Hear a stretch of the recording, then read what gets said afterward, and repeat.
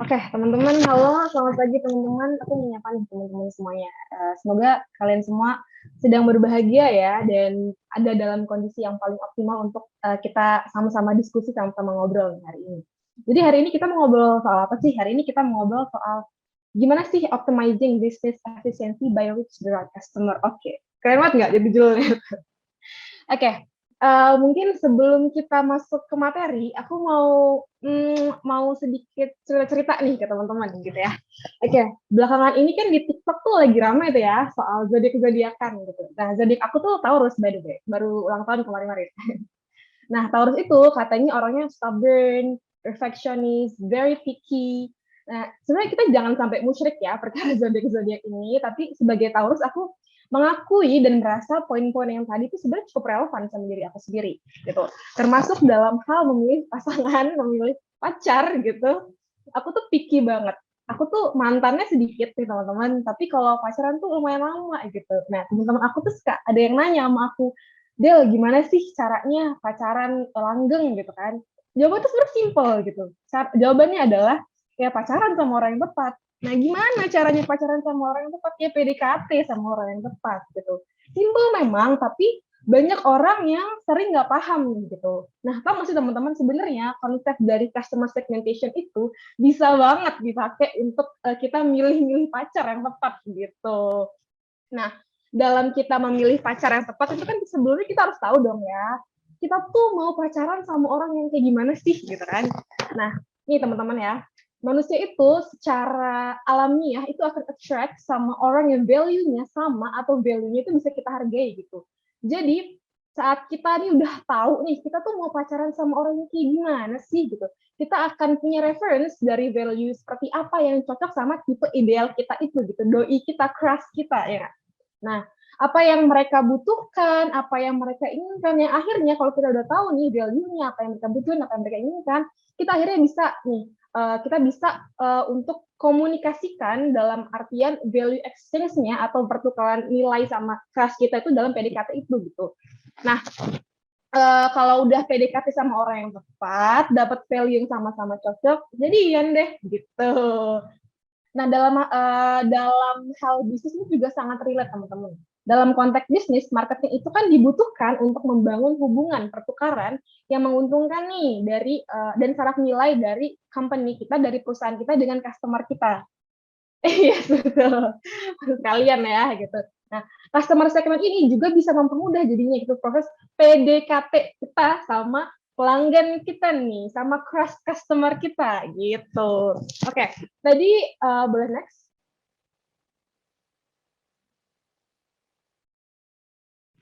Next, ya. Ah ya, tadi kita udah spill dikit nih mengenai materi kita hari ini, yaitu segmenting customer. Tapi apa sih sebenarnya yang dimaksud sama market segmentation nih, gitu ya?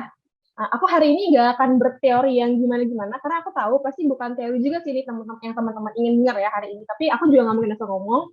Nah, menurut bukunya Kotler nih, yang Principle of Marketing, marketing itu bisa diartikan sebagai proses penciptaan value, penciptaan nilai yang sesuai dengan target market kita, pacar idaman kita, tuh, alias consumer target kita ini. Gitu.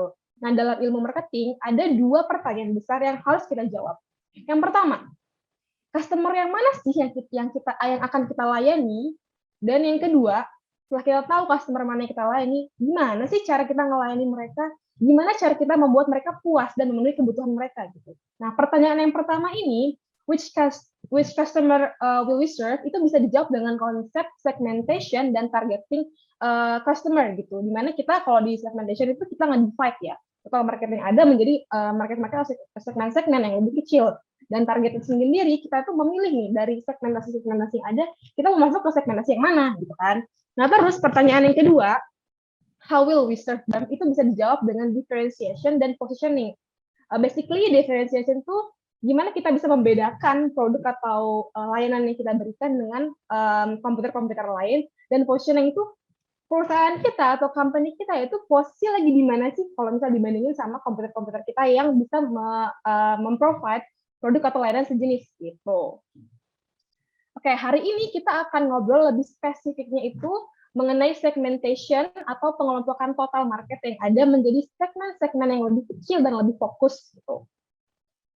Saat kita ngelakuin kegiatan marketing, kegiatan pemasaran for our business of course, kita pasti akan mengirimkan dan mengkomunikasikan our best offers and message to our customer, right? Nah, untuk bisa ngelakuin itu, untuk kita bisa melakukan komunikasi yang sesuai, cara komunikasi kita itu bisa dipengaruhi oleh beberapa faktor nih teman-teman. Nah, oleh sebabnya kita tuh perlu banget ngelakuin segmentation. Nah, dalam melakukan segmentation ini, kita perlu mengelompokkan customer kita ke dalam beberapa kategori-kategori. Kategori-kategori apa aja sih nih yang ada dalam customer segment? Kita lihat di slide berikutnya ya. Next. Oke, yang pertama itu adalah segmentasi geografi atau geography segmentation. Nah, basically itu tuh adalah cara kita untuk membagi pasar yang ada itu berdasarkan karakteristik geografinya.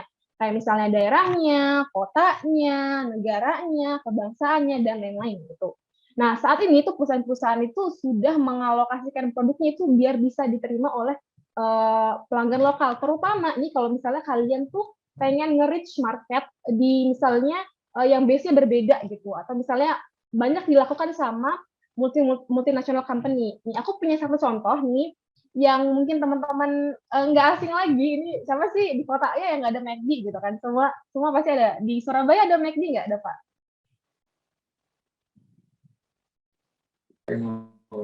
Wah, Mbak, Surabaya ya.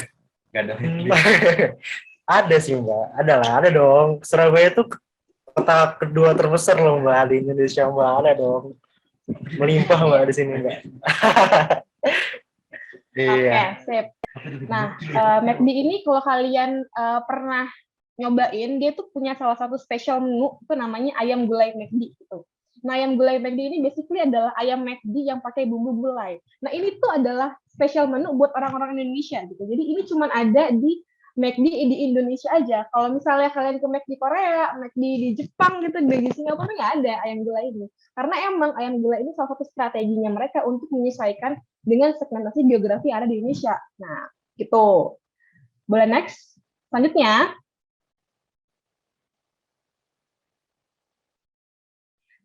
itu adalah segmentasi demografi. Segmentasi demografi ini bisa aku bilang segmentasi yang paling berpengaruh dalam melakukan customer segmentation gitu. Karena rata-rata kebutuhan itu datangnya dari faktor-faktor demografi. Nah, faktor-faktor demografi itu contohnya apa aja sih ya? Faktor-faktor demografi itu contohnya usia. Jadi kayak kita tuh mengkhususkan produk kita tuh sebenarnya cocok sama usia rentan berapa sih gitu. Apakah remaja, apakah usia anak-anak, apakah usia dewasa, pradewasa, lansia, dan lain-lain gitu.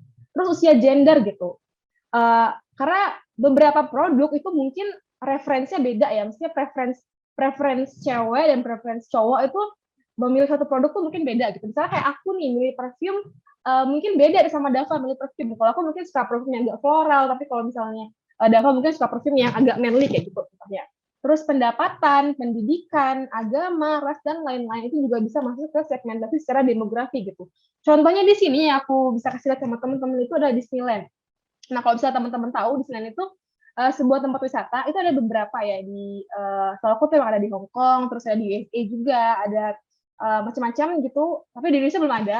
Tapi pengen ya ke Disneyland ya, semoga di Indonesia cepat ada ya Disneyland. Nah, Disneyland ini tempat wisata yang memfokuskan segmentasi demografinya itu berdasarkan kenyamanan dan apa yang disukai sama anak-anak serta keluarganya. Karena Disneyland itu kan, kalau teman-teman tahu, itu isinya kayak Mickey Mouse, princess. Jadi dia tuh meng-highlight tuh apa sih sebenarnya yang disukai sama anak-anak, karena targetnya mereka secara demografi itu adalah anak-anak gitu. Boleh next?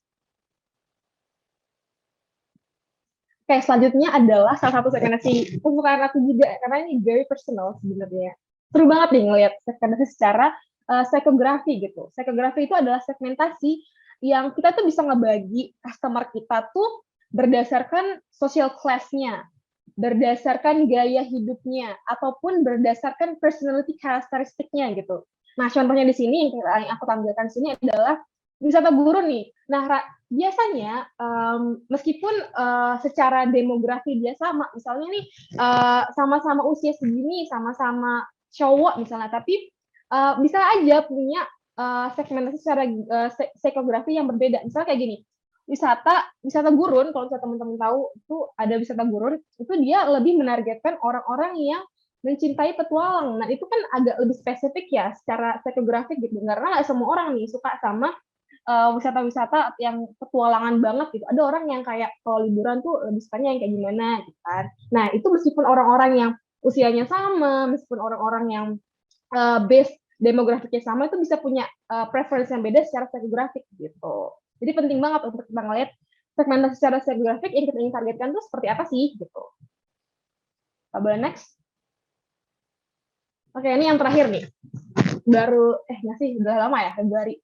Ini adalah segmentasi yang terakhir, yaitu segmentasi secara behavior. Jadi, kalau misalnya segmentasi secara behavior itu kita ngelihat secara occasion, benefit, user status, user rates, loyalty dari customer, terus attitude-nya kepada produk kita itu seperti apa sih? Gitu. Kita mengkelompokkan customer-customer itu dengan segmentasi berdasarkan behavior-nya. Nih, contohnya nih, kalau misalnya tahu lah, pasti ini ada kok di Alfamart, di Indomaret adalah gitu, ada yang Cadbury, salah satu coklat kesukaan aku juga. Nah, ini tuh punya bisa dibilang annual promotionnya dia itu saat-saat Valentine nih.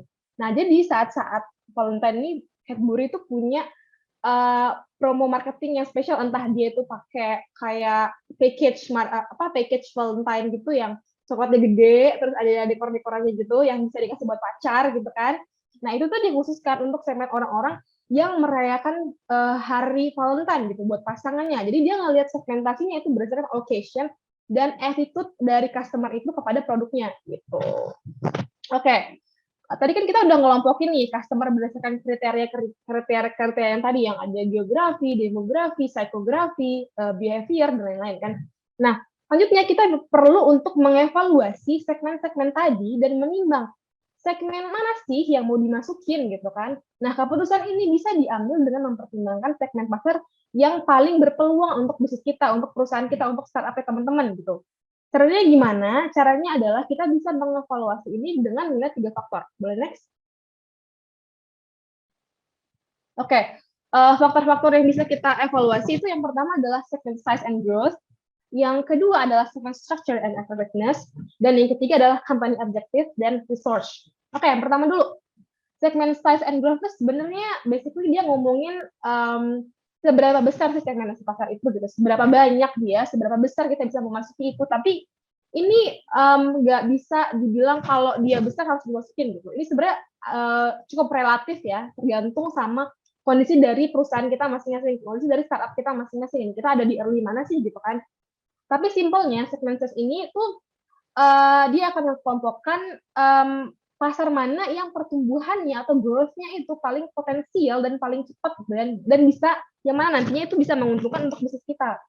Mungkin tadi balik lagi karena dia itu relatif. Jadi misalnya kalau misalnya bisnis kita itu kecil atau misalnya baru terbentuk, bisnisnya kan terbatas tuh. Nah, kita tuh mungkin akan lebih potensial atau lebih menguntungkan untuk menargetkan segmentasi yang lebih spesifik, yang lebih fokus gitu.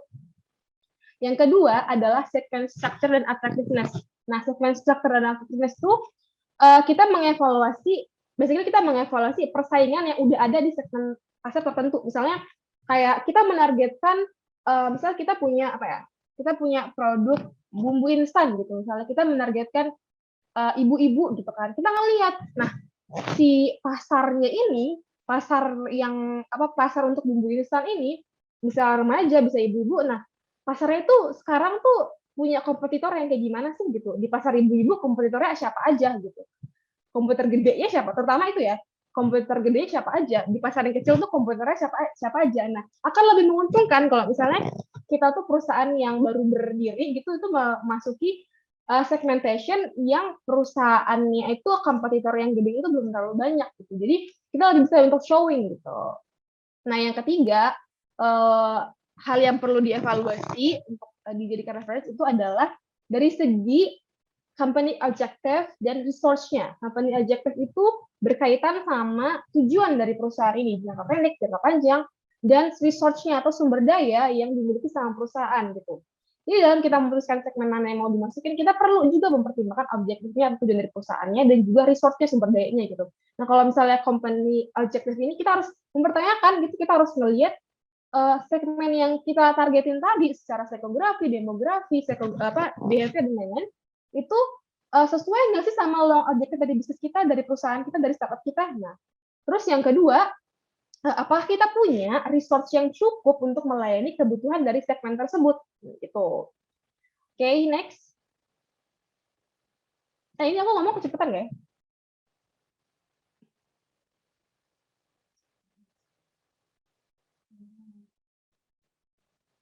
Oke, yang selanjutnya adalah selecting target market segment. Setelah kita tahu segmen-segmen apa aja yang ada, terus kita mengevaluasi ini setiap segmennya berdasarkan faktor-faktor yang tadi, selanjutnya kita juga perlu mengevaluasi atau menargetkan segmen mana sih yang harus kita targetkan gitu, segmen mana yang mau kita masukin dan seberapa banyak yang mau ditargetkan dari segmen tersebut. Nah, target market sendiri itu berarti atau bisa diartikan sebagai sekumpulan pembeli atau customer yang punya kebutuhan atau karakteristik yang sama, yang akhirnya akan ditargetkan sama perusahaan kita, sama company kita untuk kita layani, untuk kita penuhi kebutuhannya.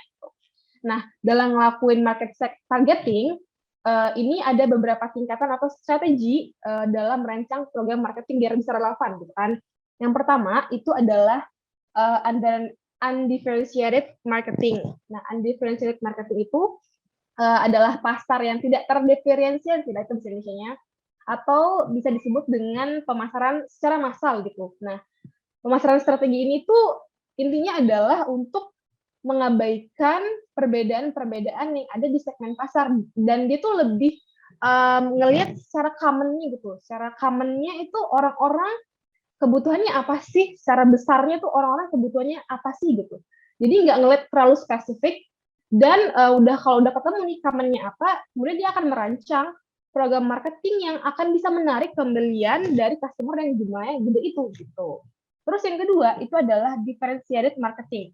Nah, differentiated marketing itu basically kita menargetkan beberapa segmen pasar dengan merancang strategi pemasaran, strategi marketing yang terpisah untuk masing-masing segmen. Jadi ini adalah kebalikannya. Tadi kalau misalnya undifferentiated itu kan dia lebih pemasaran yang lebih massal gitu ya. Kalau misalnya differentiated itu dia lebih menargetkan segmen-segmen itu berdasarkan kebutuhannya masing-masing. Jadi misalnya kayak kita produknya itu kita pengen masuk ke pasarnya ibu-ibu dan kita juga pengen masuk ke pasarnya remaja.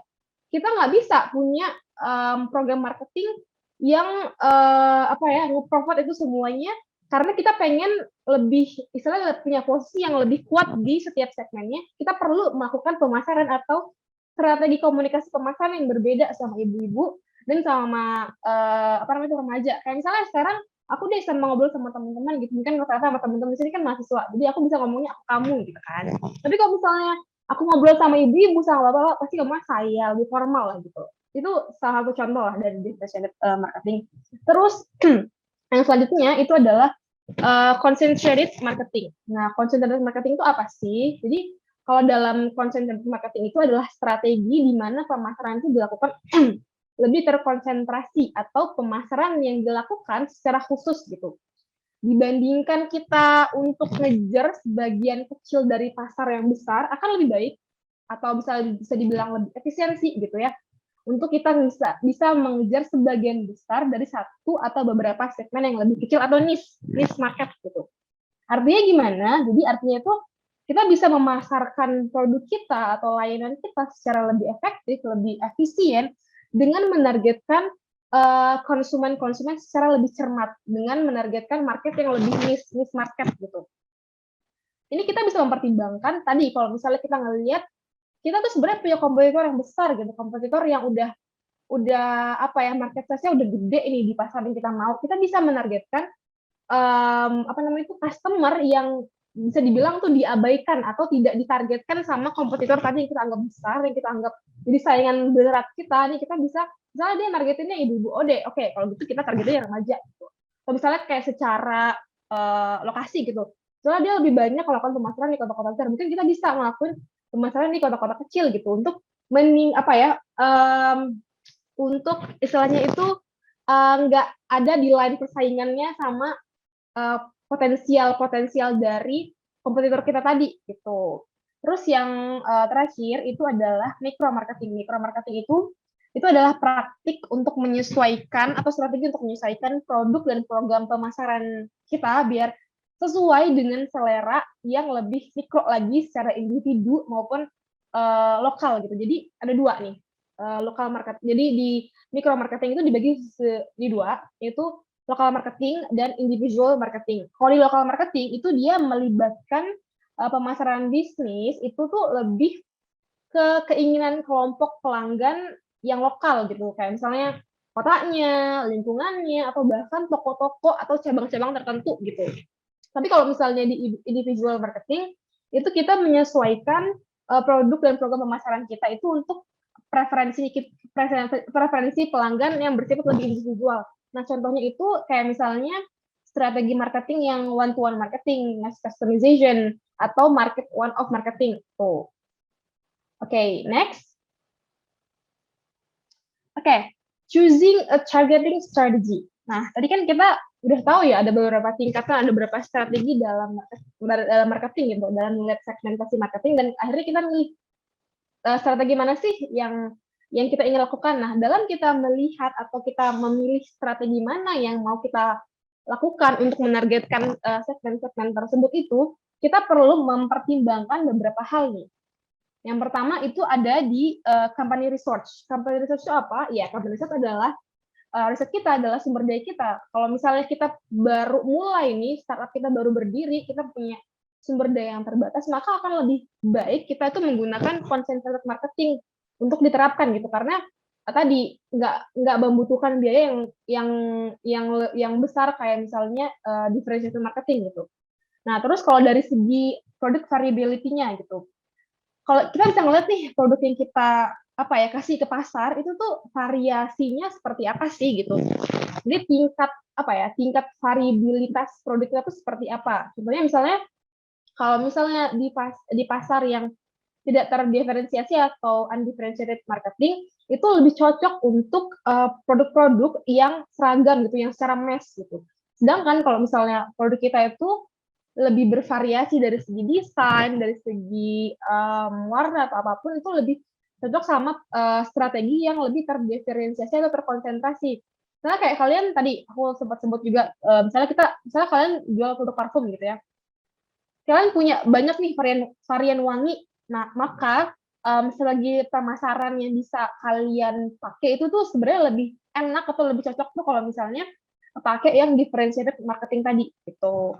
Terus yang ketiga itu ngelihat dari segi product life cycle stage. Jadi product life cycle stage ini berkaitan sama tahap product development dari bisnis kita gitu. Kan kita pasti punya tahap-tahap dalam kita mendevelop produk kita gitu kan.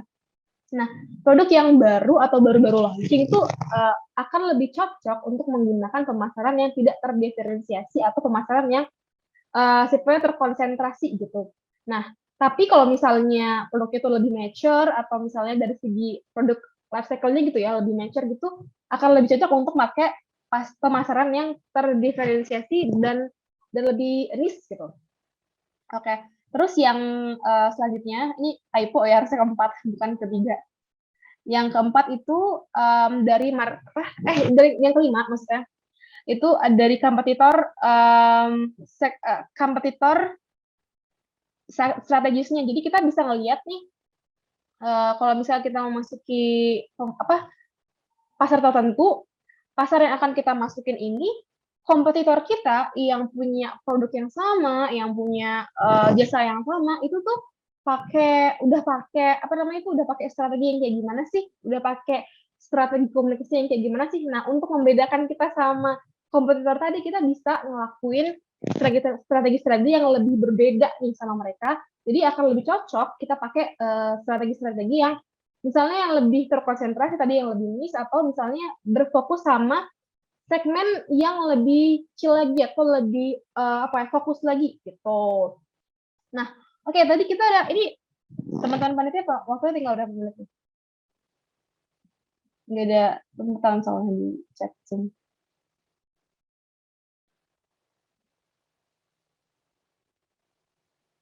Halo? Sorry, kenapa Mbak? Oh, waktunya tinggal berapa menit lagi? Semoga presensi lolos final, amin. Untuk waktunya tinggal 2 menit lagi Mbak. Oh, oke. Oke, aku sebenarnya udah nyiapin beberapa study case nih. Jadi aku hari ini nggak pengen cuma ngobrol sendiri doang, aku pengen berinteraksi sama teman-teman ya. Jadi tadi kita udah belajar kan customer segment, gimana cara kita dapat target market yang tepat gitu kan, dengan melihat karakteristiknya dari beberapa segmentasi, faktor-faktor apa aja yang mempengaruhi, dan cara kita mengevaluasi faktor-faktor itu. Nah, selanjutnya kita bakal praktekin aja lah ya, gitu. Bakal kita langsung praktekkan ilmu yang barusan kita diskusikan gitu. Boleh next? Jadi kita, biar seru nih, aku ada study case gitu. Kita bakal main Jamboard. Jadi teman-teman di sini boleh akses Jamboardnya di bit.ly penetapan customer segment. Aku nyiapin ada 3 teman-teman, ada Gojek, ada Samsung, sama ada The Body Shop. Cuman karena waktu tinggal dikit, kita pakai satu aja lah ya.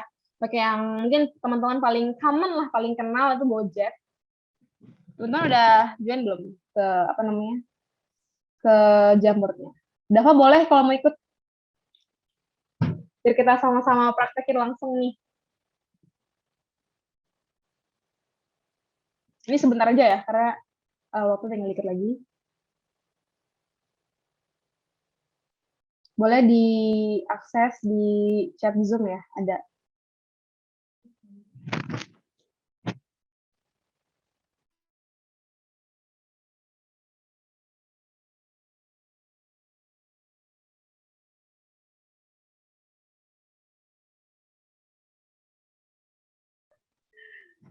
Oke.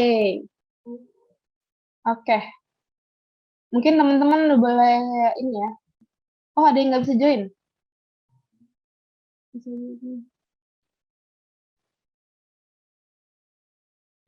Oh, udah bisa belum? Boleh ya teman-teman join ke Jamboardnya. Kita sama-sama mempraktikkan di apa namanya,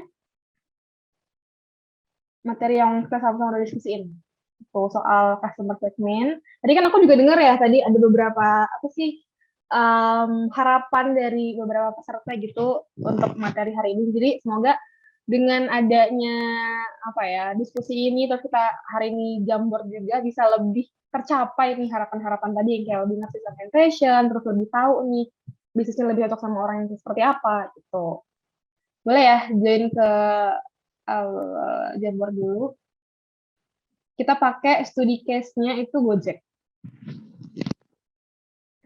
Coba nih yang gambar love nih, gambar love kayak. Oke, studi case-nya ngapain sih Kak gitu. Tadi kan kita udah belajar ya, segmentasi itu kita bisa mengkategorikan dengan beberapa karakter. Kayak tadi ada dari segi geografinya, dari segi boleh sistem aja, nggak apa. Dari segi demografinya, terus dari segi psikografinya, abis itu terakhir dari segi behaviornya. Nah, kalau untuk perusahaan Gojek, teman-teman mau perusahaan Gojek nggak? Tahu dong, tahu lah ya. Itu tahu. Ini aku rasa teman-teman di sini pasti tahu lah ya perusahaan Gojek ya, yang sekarang udah merger sama Tokopedia jadi Goto ya. Nah, kalau misalnya teman-teman udah tahu nih perusahaan Gojek, tahu ya dia perusahaan yang bergerak di bidang apa, dia menyediakan jasa berupa apa, dan mungkin teman-teman di sini aku rasa udah pernah make, bahkan ya udah pernah make Gojek, Gokar, GoFood, kayak udah pernah make, Gosen juga udah pernah make mungkin. Nah, kalau misalnya dari materi yang kita bahas tadi itu dari segi customer segmentnya, coba teman-teman ngelakuin customer segmentation untuk perusahaan Gojek ini. Saya kayak kalau dari geografinya, customer segmen itu menargetkan customer yang gimana sih, yang kayak gimana sih, terus dari segi demografinya juga ya usianya berapa, terus apa namanya itu, yang secara ekonomi seperti apa, dari segi psikologi juga yang seperti apa, dari segi behavior juga seperti apa. Coba boleh kita sama-sama berdiskusi ya, biar kita nih hari ini komunikasi lebih dua arah nih, nggak cuma aku doang nih yang cakap.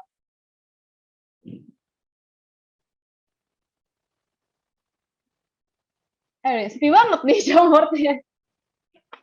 Masih ada waktu nggak teman-teman ya? Udah habis ya? Iya tadi dari perusahaan Gojek ini kan tadi kita belajar soal segmenting itu ada 4 ya. Dari segi geografinya, dari segi demografinya, dari segi psikografinya, sama dari segi behavior-nya. Nah, kalau misalnya teman-teman ngelihat perusahaan Gojek kan tahu ya, perusahaan Gojek itu kan aplikasi gitu kan. Itu tuh dia bergerak di bidang apa, terus dia menyediakan produk dan jasa apa. Nah, kalau teman-teman tahu perusahaannya, coba kalian bikin nih customer segmentnya untuk Gojek ini gitu. Ngelihat kalau misalnya produknya kayak gini, itu sebenarnya mereka menargetkan pasar atau segmentasi yang seperti apa sih secara demografi, geografi, psikografi, dan behavior.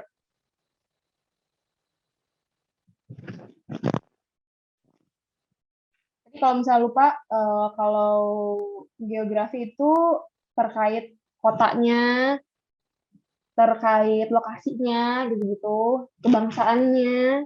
Terus kalau misalnya demografi itu dia terkait usianya, terkait status ekonominya. Terus kalau misalnya psikografi itu lebih ke preferensi psikologinya dia, supaya seperti apa gitu.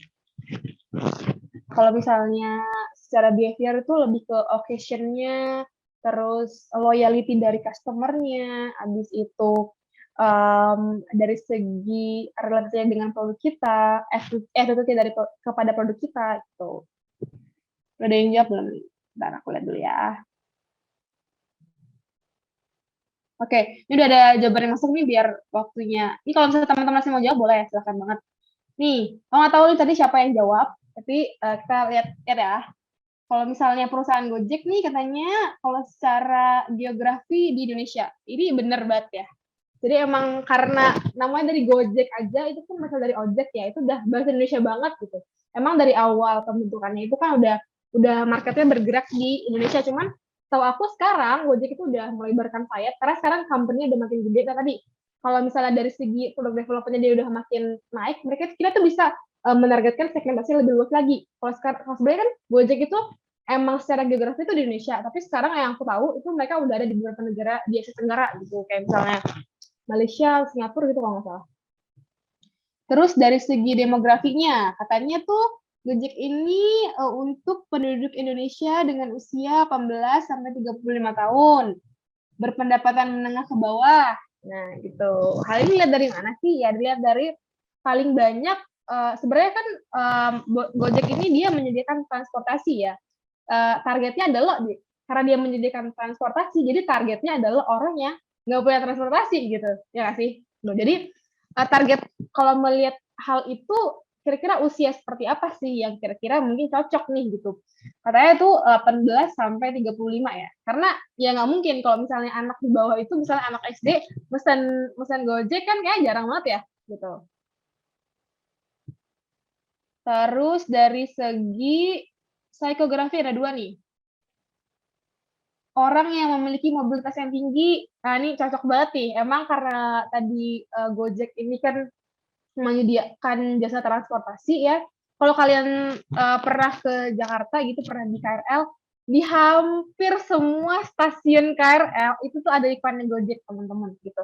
Karena itu mereka ngelihat secara psikografinya gitu, orang-orang yang punya mobilitas tinggi yang sering pakai kendaraan, di mana mereka nargetin tadi ngebuat strategi marketingnya itu mereka buat advertisingnya di tempat-tempat yang strategis itu kayak stasiun-stasiun KRL, stasiun-stasiun MRT gitu-gitu.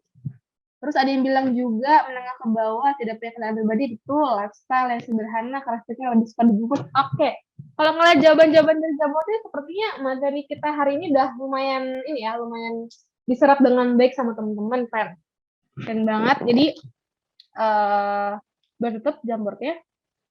Jadi semoga materi yang aku sampaikan nih hari ini dan kita diskusikan hari ini bisa bermanfaat ya teman-teman yang mungkin sekarang sedang membangun startupnya, membangun bisnisnya gitu, untuk lebih tahu nih segmentasi yang mana sih yang mau dimasuki, segmentasi yang mana sih yang paling potensial gitu, yang paling menguntungkan untuk kalian masuki, dari strategi apa, strategi marketing seperti apa yang bisa dilakukan untuk menargetkan segmentasi tersebut.